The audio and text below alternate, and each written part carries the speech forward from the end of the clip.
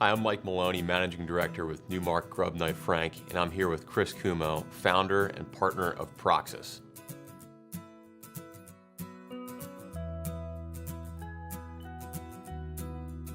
Chris Cumo, partner and founder of Proxys, and we are a payroll and HR outsourcing and consulting practice based in Fort Washington. I have about 40 people on both sides of the house and serve about 600 clients in the Delaware Valley. I got recruited out of college by ADP, and I was one of the first right off of college campus folks that they hired into what they had called at that time their sales intern program. So for the first 9 months of my career at ADP, I didn't go near a sales territory or selling. I worked basically every job in that business, including working from midnight to 8 a.m. in the third shift in the computer room, getting checks, loading tapes on machines back then. And so I learned the business really from the ground up. I spent a week driving and delivering payrolls to clients. Spent a good portion of that time in client support, so learning, how to support a client, what their questions were.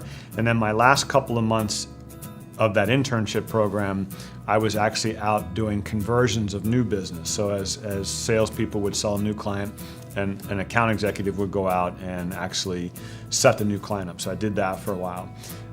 And then once I finished that up, then we went into the sales process. So I went into a sales territory.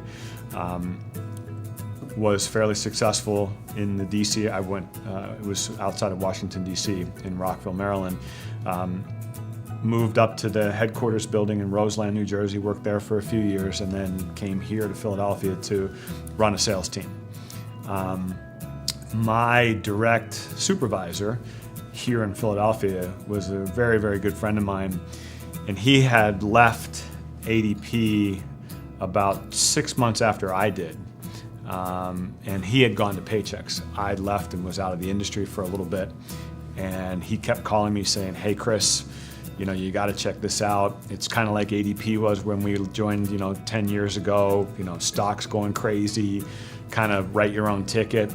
And I said to him, I kept telling him, like, "Paul, I love you, but I really not interested in doing that again." And he kept after me, and finally he said, "No, you really need to take a look at this." So I got convinced, came over.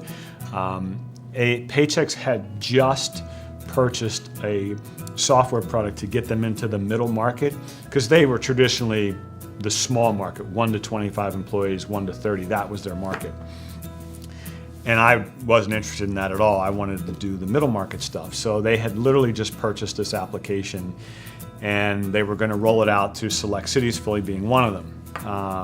That took a lot longer than I had hoped. But my last year there, I opened up the middle market for Paychex here in Philadelphia.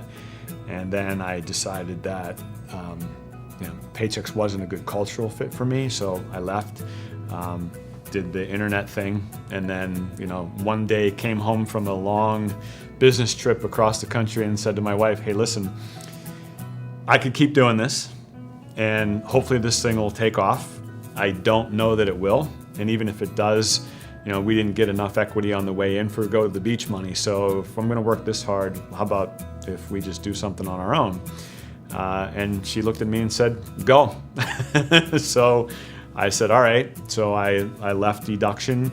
I spent that summer writing my business plan, leased some space, got some computers, started on our way, and then I met John, and here we are.